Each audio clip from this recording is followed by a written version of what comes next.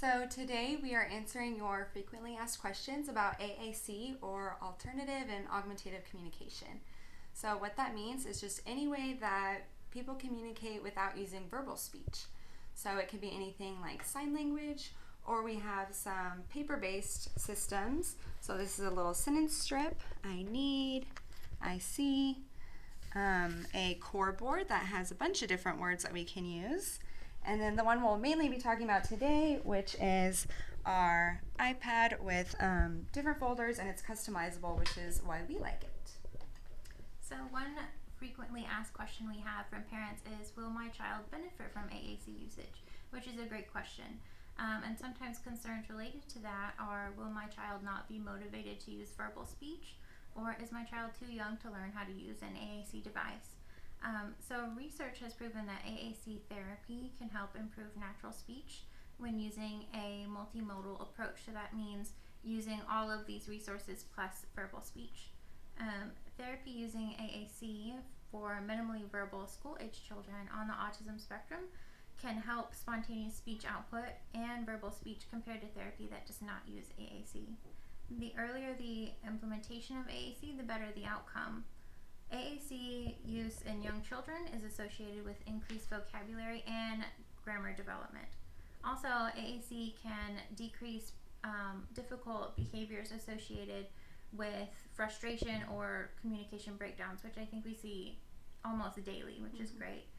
So AAC is a means to help your child communicate now and get their needs met while they do not have verbal speech. Mm-hmm. And so once your child is set up with an AAC device, a lot of questions that we get from parents are, how do I encourage them to use it at home? And so really the simple answer is to just show them how to do that. So if they have a device like this, you'll want to model, and you can get with your speech therapist about what words to model, and we can kind of talk about that later. But we just want to stress the importance of using it at home so that they know that this is a valid way to communicate.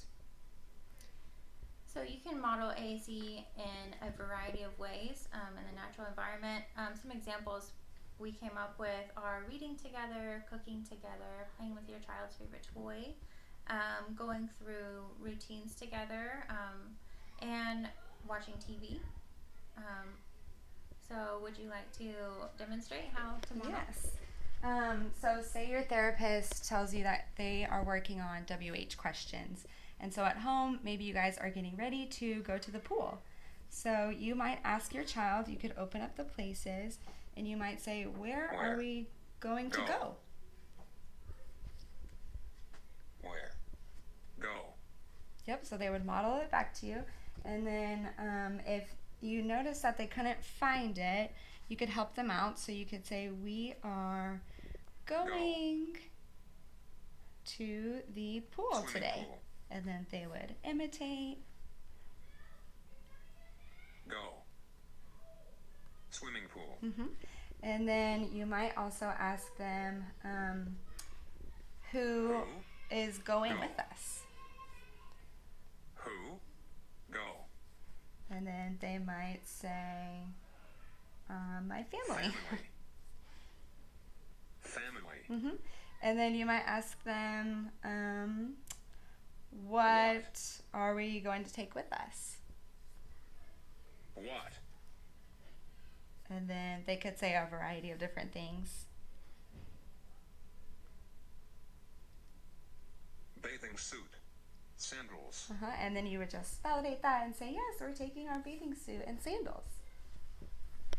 So that's just a little example of how to model at home.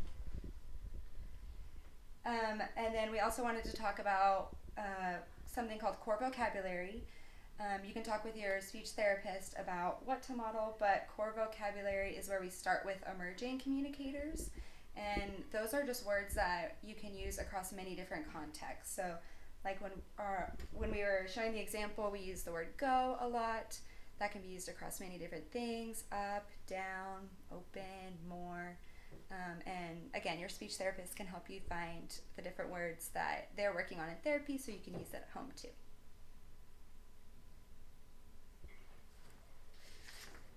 And then one last thing that we also want to mention is when you are referring to your child's communication device to your child or to other professionals, consider using the word voice instead of iPad.